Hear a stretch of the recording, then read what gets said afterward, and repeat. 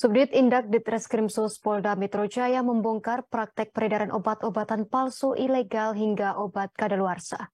Direktur Reserse Kriminal Khusus Polda Metro Jaya, Kombes Pol Aulian Syah Lubis. Dalam kasus ini pihaknya menangkap 11 orang tersangka, mulai dari produsen hingga penjual obat-obatan tersebut. Adapun 11 tersangka yang ditangkap berinisial Saudari RA, W, M, AAR, RI, CS, J, A, M, MD, dan AZ. Terkait berita ini, informasi selengkapnya akan dilaporkan rekan Abdi Rianda Sakti, reporter Tribun News. Silakan laporan Anda, rekan Abdi Rianda. Ya, baik. Terima kasih rekan Justina. Bisa saya laporkan terkait dengan pengungkapan kasus peredaran obat palsu hingga obat kadaluarsa yang dijual di sejumlah toko di Jakarta hingga melalui online shop oleh Subdit Indak Ditreskrimsus Polda Metro Jaya. Dalam hal ini, Polda Metro Jaya sendiri menangkap 11 orang, mulai dari produsen hingga penjual yang menjual obat-obatan palsu, obat-obatan ilegal, hingga obat-obatan kadaluarsa. Produsen sendiri ditangkap ada 2 orang, yakni di Jakarta hingga di Cirebon, Jawa Barat. Pengungkapan kasus ini bermula dari adanya laporan masyarakat yang resah dengan beredarnya obat-obatan palsu hingga kadaluarsa yang dijual di masyarakat.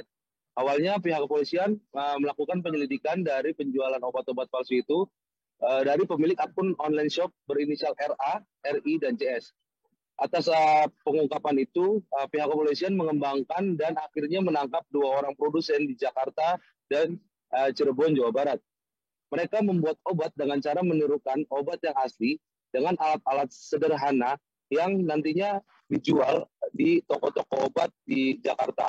Selanjutnya, pihak kepolisian juga menyebut telah menggerebek 6 toko, tepatnya di Pasar Pramuka, Jakarta Pusat pada hari Kamis kemarin, tanggal 26 Januari 2023.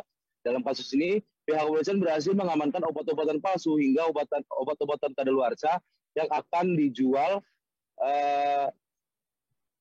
sebanyak 430.000 butir. Dari ratusan obat palsu itu, beberapa diantaranya adalah obat konstan, super tetra, amoxicillin, insidal, dan lain sebagainya. Saat ini pihak kepolisian masih mengembangkan kasus itu dengan berkoordinasi dengan Badan Pengawas Obat dan Makanan atau BPOM untuk mencari apakah ada tersangka lain dalam kasus ini. Demikian rekan Justina, kembali ke studio. Baik, terima kasih atas laporan Anda, rekan Abdi Rianda Sakti, reporter Tribun News. Selamat bertugas kembali. Berikut kami tampilkan wawancara bersama Kabid Humas Polda Metro Jaya, Kombes Pol Trunoyudo Wisnu Andiko.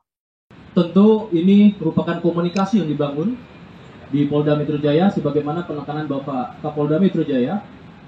Kita selalu membuka ruang untuk memberikan ruang informasi dan kita menyerap aspirasi maupun informasi pengaduan terhadap berbagai keresahan maupun juga adanya segala tindak pidana yang terjadi di khususnya ibu kota dan beberapa daerah masuk pada wilayah hukum Polda Metro Jaya. Pada hari ini tentunya nanti dari Bapak Direktur akan menyampaikan secara teknis bagaimana kronologi pengungkapan dan kemudian hasil penyelidikan sampai dengan proses penyidikan saat ini.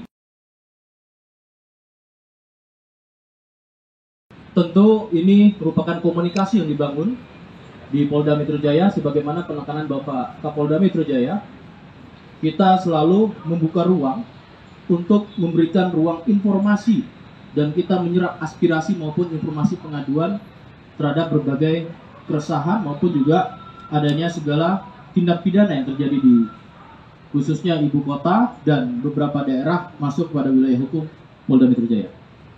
Pada hari ini tentunya nanti dari Bapak Direktur akan menyampaikan secara teknis bagaimana kronologi pengungkapan dan kemudian hasil penyelidikan sampai dengan proses penyidikan saat ini. Terima kasih sudah nonton. Jangan lupa like, subscribe, dan share ya.